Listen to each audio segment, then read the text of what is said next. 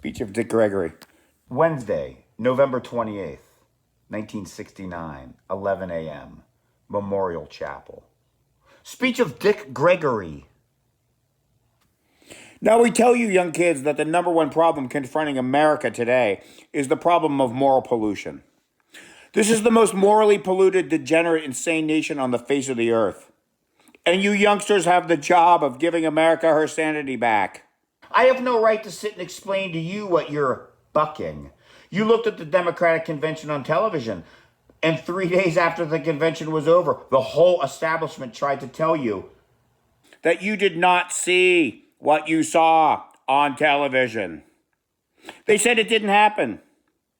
But I have to say, if Kosygin was dealing with a world as insane as America, he could have beat that Czechoslovakian rap. Because all he'd have to do is get the world on television and say, y'all didn't see it. Or it didn't happen. See, we admit that we bought Christmas presents a little early. Those little miniature tanks for the kids to play with, and the damn press came in and blew them up and made them look like 15,000 hippies and yippies came to Chicago to change the system. And the whole establishment got upset. And I ask you, who do you think was more immoral in Chicago? The hippies and the yippies? Or the Shriners? When they came to the convention, who do you think committed the most adultery in Chicago? The hippies and the yippies or the Shriners? Who do you think spent the most money on whores and prostitutes? The hippies and the yippies or the Shriners? But nobody had a fit over the Shriners because the Shriners didn't come to change nothing, just come to buy something. So I say to you youngsters, not only have you got a tremendous job to do, you got to start thinking a little bit ahead of yourself because you got to stop reading those old right-wing cracker newspapers and try to decide who you are and what you're doing. Just pick up a paper that talks about hippies and yippies with long hair, irresponsible, bearded, smelly kids, and I want to know because you have a beard. How come you have to stink? Abraham Lincoln had a beard and never said he stunk. But he was ugly too. And you can't look no more like a hippie or a yippie than Christ. And nobody's saying nothing bad about him. At least not now anyway. So I say to you, if you're bucking the establishment and the system, that you're going to have to change. And I hope you realize that you're bucking what you're bucking. And I hope you're not scared because the only reason all those fools are ahead of you is because you're chasing them. This is an insane nation.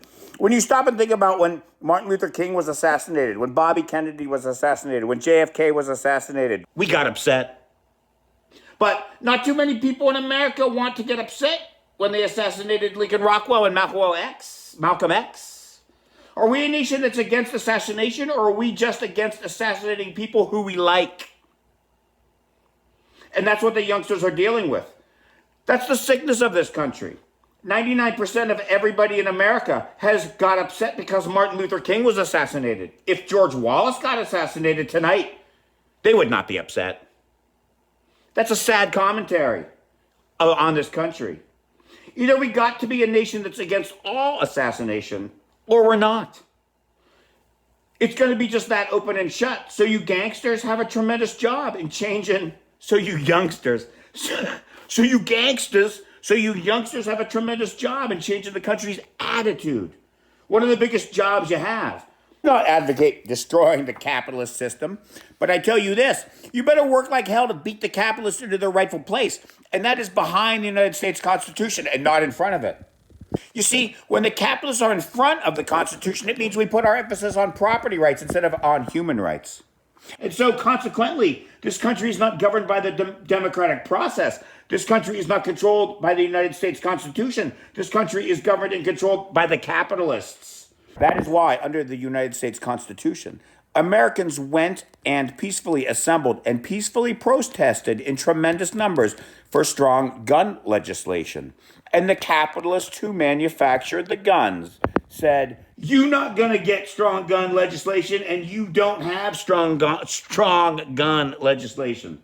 And now a nation that's so insane demands that you get a prescription to get your medicine, but you don't need a prescription to get your guns. Now I can't hit you in the head with my pills and kill you, nor can I injure you by throwing my cough syrup on you. And so I say to the youngsters in changing this system, you're far better off if you do a little less demonstrating under the Constitution, which the capitalists do not respect, and aim your demonstrations directly at the capitalists. You'll be surprised how quick you can change the system. In a nation so sick that we tell our 18-year-old boys that at 18-year-olds you are old enough to die for this country, but you are not old enough to vote for this country. There's a madness with a nation that thinks like this. I look at these young kids coming up. I want the right to vote at 18 if I have to die at 18. You better wake up and ask for the right to vote at 17 if you're going to die at 18. Because, see, if you get the right to vote at 17 and you don't have to go to the war at 18, you might vote them wars out. If you youngsters are really sincere about wanting the right to vote, learn how to affect the system. They don't give a burn about no picket sign. They suck it. Don't care about no peaceful protest. You want the right to vote at 17 years old? You organize young folks across the country and you tell them, the record industry, that if they do not go to Washington, D.C. and lobby in the halls of Congress and that within 2 months do not get a bill passed that 17-year-olds can vote, you're going to cause a nationwide boycott of buying records for 2 years. I don't have to tell you what will happen, because before the record industry will stand by and let you put out a multi-billion-dollar-a-year industry, they'll let 16-year-olds vote in this country. So you see, you young kids do control the record industry. All them old right-wing crackers, they don't buy no records, and if they do, if one of them old Dirksen albums, you say that you youngsters got a big part in changing the position of the capitalists to put them behind the Constitution instead of in front of it. It's a fact that the capitalists control this country. That's why Mayor Richard J. Daley of Chicago will make the statement, shoot all looters that kill, to kill. That's property rights. He never said shoot murderers to kill. He never said shoot dope pushers to kill. Because you see, that deals with the human rights. In all honesty, when Daley said shoot all looters to kill, is the first time I ever agreed with the fool. So I hurried up and sent him a telegram. I said, dear fool, the first time I ever agreed with you is your statement saying shoot all looters to kill. Just one stipulation. Let's make it retroactive and let's first put the gun in the Indian's hand. We are a nation that can steal their own country from another human being. It's hard to believe that we would really put value on property when you think about what we did to the Indians. It's hard to believe that we would steal somebody else's property. But you know, I tell the youngsters that you have a job in changing the system. You have to keep your eyes open 24 hours a day. You got to watch everything, especially us old fools, and especially watch mommy and daddy. Because you got to sleep with them. Sometimes go to your parents' house and knock on the door. Who's that? They don't even know who it is. They busy making money. They don't know what's going on. Your mom and daddy's not aware of the fact that 152 senators and congressmen's boys that's old enough to be drafted have never been drafted. And if they know that, I'm sure they might raise a little bit of hell about you. I'm sure if your mommy and daddy would stop making money for a while and understand the system, they might understand what you're talking about. And I'm going to have to ask loud and clear, if democracy is as good as we tell you it is, then why in hell are we running all over the world trying to ram it down people's throats with guns? One day you youngsters work to make this democracy work right. That's the day we bring the guns home, because you see, anything good, you don't have to force on people. They will steal it. Now let me ask you if you would do me a favor. Go by the library one day and take out a book that has the Declaration of Independence in it and copy it down. You don't have to read it.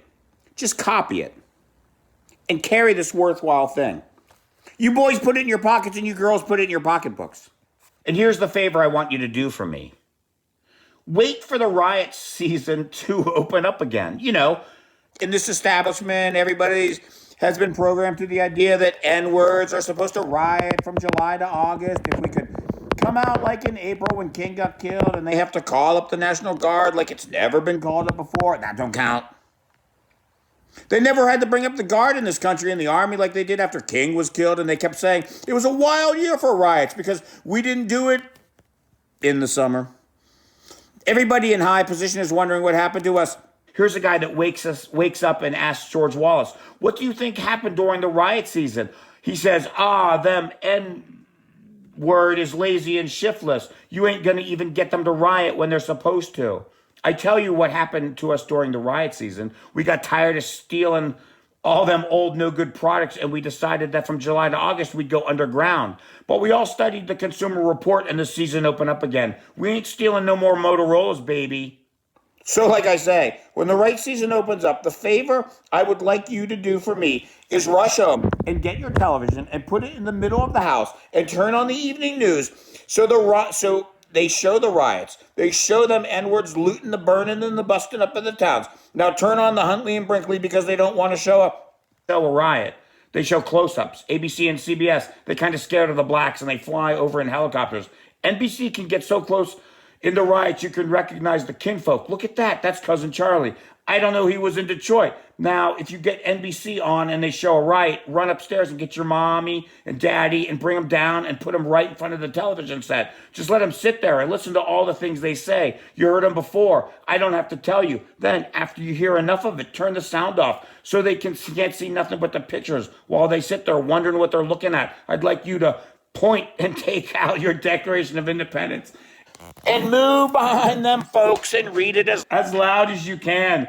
And maybe then for the first time you'll understand what you're looking at. We hold these truths to be self-evident, that all men are created equal and endowed by the Creator with certain unalienable rights. That to secure these rights, governments are instilled among men, deriving their just powers from the consent of the governed, that whatever any form of government becomes destructive to those ends, it is the right of the people to alter or abolish it. I know all those old folks is going to assume that was some message that Malcolm X or some leftist wrote. And I'm sure with a minute amount of persuasion we can teach them old fools that was their beloved Declaration of Independence. Only there's one mistake on it, and one where they forgot to put for whites only. And there's whole lots of black folks in the black ghetto who keeps reading that Declaration of Independence, and we don't really know it was for white folks only. The union's got a right to shout anybody, right to shoot anybody, and throw acid in people's face to get a bigger dollar in their paychecks. But a N-word ain't got no right to do violence to get his rights. We didn't know that America got a right to muster armies to go all over the world killing people trying to generate some damn foreign instant freedom, but my black mammy's got to get hers on the installment plan. You begin to realize that you're dealing with a nation that's insane. So we say America's got a problem today, and I say to you black folks have an attitude. We're tired of this whole country telling us to be nonviolent. Nobody knows that any better than me because I am so wrapped up in a nonviolent theory as a way of life that I had to become a vegetarian 5 years ago because thou shalt not kill means animals too. But nonviolence is my hang-up.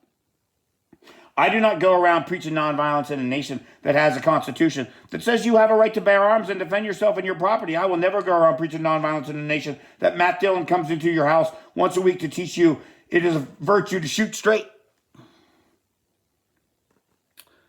Gunsmoke, maybe? I don't know.